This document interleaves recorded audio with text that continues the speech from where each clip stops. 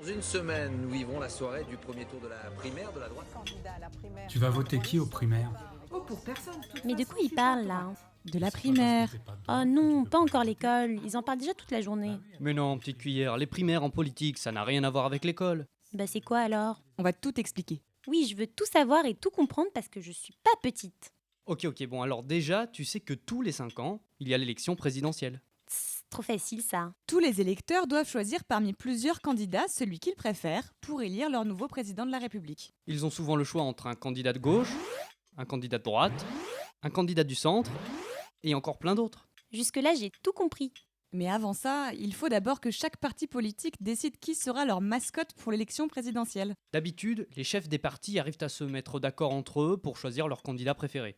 Sauf que parfois, ils n'arrivent pas à se mettre d'accord. Du coup, ils doivent demander à tous les membres du parti de voter pour les départager. C'est ça qu'on appelle les élections primaires. Et c'est justement ce qui se passe dans le parti de droite, les Républicains. Il y a 7 personnes qui veulent toutes être le candidat de la droite à l'élection présidentielle de mai 2017. Et comme ils n'arrivent pas à se mettre d'accord, ces 7 candidats ont demandé à tous les membres du parti de voter pour leurs favoris. Ok, mais c'est qui ces 7 personnes? C'est eux. Eh oh, c'est nous les 7 candidats de la primaire. On est tous du parti des Républicains, sauf lui là, il est chrétien-démocrate. Oh là là, mais quelle ratatouille là-dedans. Alors ça, c'est François Fillon. C'est un ancien Premier ministre. Il dit qu'il va falloir beaucoup travailler. Celui du fond, là, c'est Jean-François Copé. Il veut plus de sécurité pour les Français. Miam miam, un pain au chocolat. Il y a aussi Bruno Le Maire. C'est le plus jeune des candidats. Et la seule femme de ces élections, c'est Nathalie Kosciusko-Morizet. Elle trouve que l'écologie, c'est super important. Ah, et puis il y a celui avec un nom rigolo, Jean-Frédéric Poisson. Lui, il veut surtout protéger la famille et le mariage. Je croyais que c'était un poisson d'avril. Et surtout, les 2 favoris de ces primaires. Alain Juppé, le plus vieux de tous.